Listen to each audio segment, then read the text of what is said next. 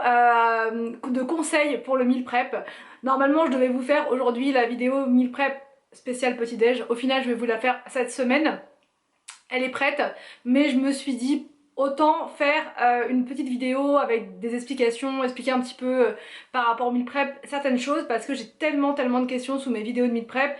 Je me suis dit vas-y, fais une petite vidéo, ça permettra voilà, de répondre à plein de vos questions, parce que j'ai pas tout le temps justement de répondre aux questions, aux commentaires. Donc là j'ai fait une petite liste en fait avec 7 conseils. 7 conseils que moi je mets en œuvre à chaque fois que je fais des meal prep, et maintenant ça roule beaucoup mieux, mais au tout début quand j'ai commencé c'était vraiment la catastrophe. J'avais fait une vidéo d'ailleurs, c'était cauchemar en cuisine, parce que j'étais ultra débordée, il y en avait partout, voilà, c'est pas... Il y a plusieurs petites choses à prendre en considération pour pouvoir se débrouiller, parce que c'est quand même du boulot, mais une fois qu'on est organisé, voilà, on s'en sort beaucoup mieux. Mon premier conseil c'est de choisir le bon matériel. C'est-à-dire donc les contenants, donc voilà, de préférence en verre, c'est mieux. Vous pouvez aussi en prendre en plastique si vous avez ça chez vous, mais l'idéal c'est quand même de prendre des contenants en verre parce que c'est plus résistant, c'est plus sûr pour la santé.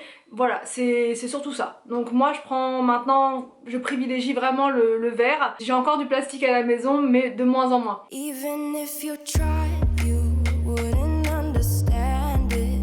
Maybe something's... Le bon matériel c'est aussi les planches à découper, j'en ai plusieurs modèles. Donc j'ai les planches à découper, vous savez, qui sont amovibles comme ça, vous les voyez dans toutes mes vidéos et j'ai toujours plein de questions dessus.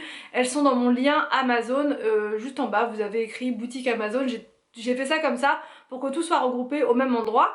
Donc en fait c'est des planches qui vous permettent de mettre directement, si vous voulez, la nourriture au-dessus de, je sais pas, un petit bol par exemple, parce qu'elles sont tellement flexibles qu'elles vont s'adapter à chaque taille de bol ou de poêle. Et sinon j'ai ma grosse planche à découper que j'adore, donc c'est pas le même budget, elle est un peu plus chère, mais c'est un super investissement parce qu'en fait elle a plein de compartiments. Donc quand vous faites des meal prep c'est parfait, c'est-à-dire que vous allez pouvoir découper vos pommes de terre, les mettre à un endroit, vos comment dire, je sais pas moi, vos courgettes les mettre à côté, les tomates les mettre à côté, etc.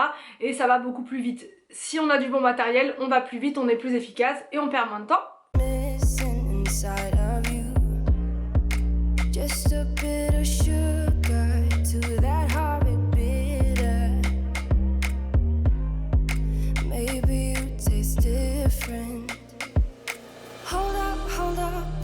Mon deuxième conseil c'est de réserver une journée dédiée à ça, voilà. Une journée pendant laquelle vous n'avez rien prévu, c'est-à-dire que vous avez un samedi à la maison, vous dites cette semaine bah voilà j'ai rien de prévu, parce que voilà le meal prep vous pouvez en faire chaque semaine, mais vous pouvez aussi en faire en fonction des besoins. Si vous vous dites la semaine prochaine je vais être débordée, j'ai ça, il faut que j'emmène les enfants là, il faut que je cours le midi, j'aurai jamais le temps, vous pouvez faire pour cette semaine là. Mais s'il y a des semaines où vous dites cette semaine ça va aller, j'aurai largement le temps, je serai motivée le soir et tout, c'est pas forcément nécessaire. Après si vous avez besoin toutes les semaines parce que vous êtes ultra débordé, vous pouvez le faire toutes les semaines. Donc l'important c'est de se réserver un créneau, une journée pour ça. Donc je vous dis un samedi où vous n'avez rien à faire, personne ne vient vous voir à la maison, personne n'est prévu, voilà, en invité on va dire, et bah ce jour là dites-vous, au lieu de rester sur mon canapé à regarder une série ou je sais pas, à rien faire, et bah on va réserver 2 bonnes heures à faire les repas de la semaine, et à force ça va rouler. Donc dès que vous avez une journée un peu off comme ça, dites-vous, calez-vous votre rendez-vous meal prep. Mon troisième conseil, et celui-là il est vraiment très important, c'est de trouver des plats qui sont simples et rapides à faire. Voilà, ne vous faites pas un meal prep avec des plats qui sont trop compliqués, trop élaborés. Je sais pas, enfin il y a des plats qui sont vraiment très compliqués à faire, enfin compliqués, alors pas forcément, mais qui prennent beaucoup de temps. Ça pour un meal prep c'est pas possible, on oublie, parce que ça va vous décourager, ça va être trop long, vous allez pas pouvoir tout faire et tout. Donc vraiment on fait des plats simples. Moi pour les meal prep je fais souvent, par exemple au moins une fois, des quiches. Ça va être une quiche au poireau, une quiche au fromage, une quiche au crabe, peu importe. Une quiche, des pizzas, des choses faciles à faire que vous allez pouvoir congeler et ressortir quand vous allez avoir besoin. Ça va être du hachis parmentier, ça va être des lasagnes, ça c'est franchement c'est rapide à faire. Ça va être, je sais pas, de la soupe, c'est rapide, c'est relativement rapide à faire. Si on a le bon matériel, je le conçois, voilà. C'est vrai qu'avec le Cookéo ça va tellement plus vite que maintenant je peux me permettre de faire plein de choses. Mais c'est vrai qu'avant quand j'avais pas de Cookéo, je perdais un temps fou à faire cuire mes légumes à l'eau. Enfin bref, c'était très compliqué. Maintenant avec le Cookéo ça va beaucoup plus vite. Avec le Cake Factory par exemple, pour faire mes gâteaux ça va beaucoup plus vite aussi. Enfin bref, voilà, il faut aussi encore une fois avoir le bon matériel, c'est sûr, mais choisissez vraiment des recettes qui sont simples, des recettes que vous avez l'habitude de faire. Ça peut être tout simplement du riz, du brocoli, du poulet. Voilà, vous mettez votre riz, votre brocoli, votre poulet, et après vous accompagnez avec une sauce de votre choix, une sauce à la crème, une sauce aux oignons, une sauce à ce que vous voulez, mais vous pouvez congeler.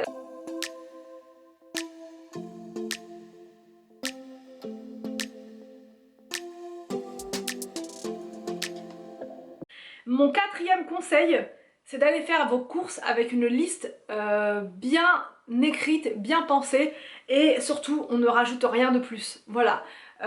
Le meal prep, ça va vous faire gagner du temps, mais ça va aussi vous faire gagner de l'argent.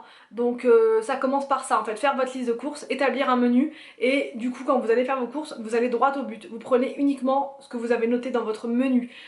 Il faut aussi noter bien sûr pour les petits déj et pour les goûters, mais vraiment vous ne prenez que ce qui est noté sur votre liste. Mon cinquième conseil, c'est de pas vous en mettre trop sur votre liste, ne pas partir dans tout et n'importe quoi, faut pas trop en faire parce que sinon vous allez faire du gaspillage, vous allez pas savoir comment conserver tout en fait. Il faut vraiment faire les bonnes quantités et vraiment on n'en fait pas trop. On fait pas à manger pour 10 si on est 5. Vraiment il faut doser dans nos petits plats la bonne quantité. À force, vous allez y arriver. Mon sixième conseil, et ça c'est vraiment important, vous pouvez pas travailler, faire un meal prep dans une cuisine sale, pas rangée, et avec un frigo complètement désordonné. C'est pas possible. Vous n'allez pas réussir à stocker, vous n'allez pas réussir à trouver la motivation.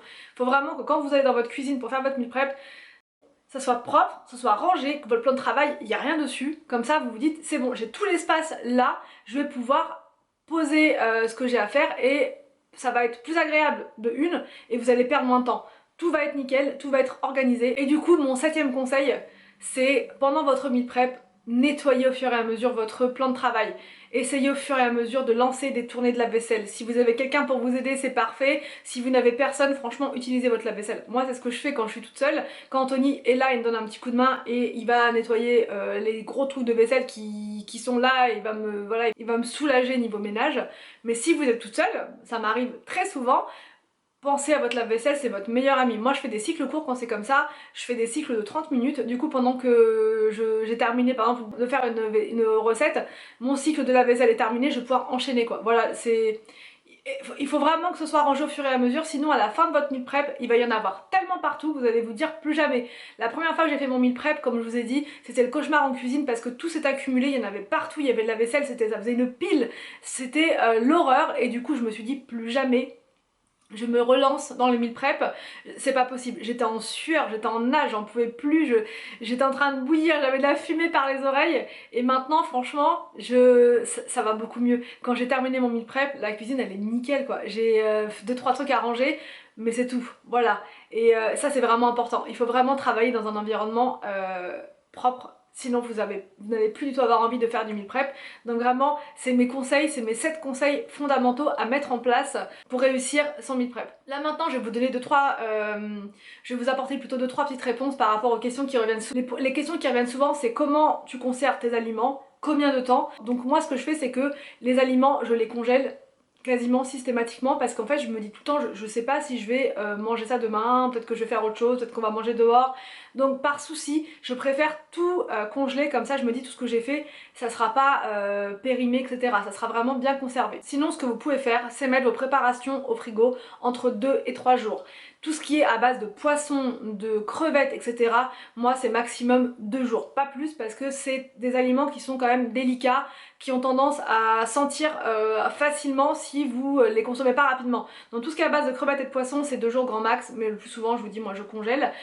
Mais pour ceux qui veulent pas congeler, voilà, qui ont des petits congélateurs etc, je sais ce que c'est, on avait un petit congèle avant donc c'était très galère, je pouvais rien mettre dedans. Au frigo c'est tout à fait possible, le seul souci c'est que vous pourrez pas faire des meal prep pour toute la semaine. Voilà, quand vous allez faire vos plats, vous allez les mettre au frigo pour 2-3 jours grand max. Je sais qu'il y en a qui font plus, moi j'aime pas, j'ai déjà essayé de manger un truc après 4 ou 5 jours, je n'aime pas du tout le goût que ça a, donc moi c'est maximum 3 jours, c'est à dire que si je le fais le dimanche, mercredi grand max ça doit être mangé si c'était au frigo. Maintenant si c'est au congélateur, j'ai tout mon temps, ça peut, voilà, quand on lit dans les livres en fait de batch cooking ou de meal prep, c'est entre 2 et 3 mois de conservation pour ce qui est dans le congélateur. Donc vous voyez, vous avez largement le temps de manger vos meal prep quoi. Une fois que c'est congelé, ça ne bougera plus. Donc j'ai aussi des questions concernant la différence entre le batch cooking et le meal prep. Alors je sais que tout le monde n'est pas d'accord, moi j'ai regardé plein de sites, j'ai acheté plein de bouquins et je vais vous donner ma version à moi. Pour moi, le batch cooking, c'est le fait de préparer, si vous voulez, c'est ce qu'on fait avant le meal prep. C'est le fait de couper ses légumes, de laver ses fruits par exemple, de les mettre dans des petits bocaux. Ça va être de couper ses courgettes, de les mettre dans des petites boîtes. Ça va être, voilà, couper ses fruits et légumes, faire toutes les découpes pour gagner du temps lors de votre meal prep. Le meal prep, du coup, quant à lui, c'est vraiment, en fait, la préparation de plats. Vous préparez. Meal en anglais, c'est le repas. Prep, c'est préparation. C'est le fait de préparer ses repas et de les mettre dans des petits contenants pour la semaine. Voilà. Moi, j'ai lu ça partout. Je sais qu'il y a des gens qui disent le contraire. Après, peu importe, au final, enfin voilà, chacun dit ce qu'il veut, voilà, moi je sais que j'ai regardé un peu partout et ça ressort quasiment à chaque fois comme ça. Donc voilà, le meal prep, on prépare ses plats, le batch cooking, on batch cook. C'est-à-dire qu'on voilà, on coupe ses légumes, on fait ses préparations d'avant meal prep. La question qui revient très souvent également, c'est comment est-ce que tu réchauffes tes plats?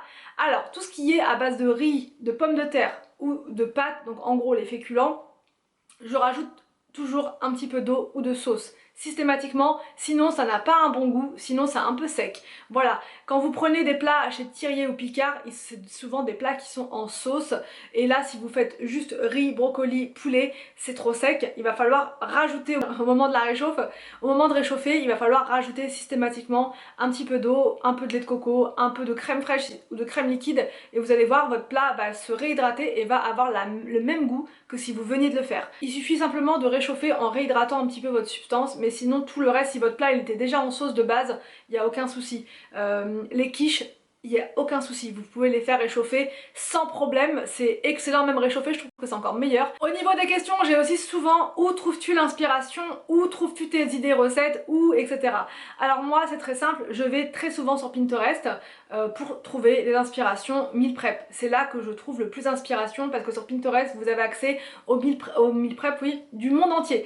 Et c'est vrai que le meal prep c'est quand même plus fréquent aux États-Unis, en Angleterre, donc vous allez avoir plein d'idées de ce côté-là. Et sinon, dans mes livres de cuisine. Voilà, je prends n'importe quel livre de cuisine, pas forcément dédié au meal prep, et après je retransforme, je remets dans des plats, enfin j'essaie de refaire à ma sauce, mais voilà, vous avez une mine d'inspiration sur les sites de cuisine sur internet, Cuisine à Z par exemple, c'est top, et les livres de cuisine en général, enfin voilà, et après vos recettes habituelles, c'est-à-dire des recettes classiques comme un hachis parmentier, voilà, des spaghettis bolognaises, enfin ce genre de choses, c'est des trucs qu'on connaît tous plus ou moins, donc après il faut juste réadapter en mode meal prep, donc en plus grosse quantité, et après on répartit bien dans ces différents plats.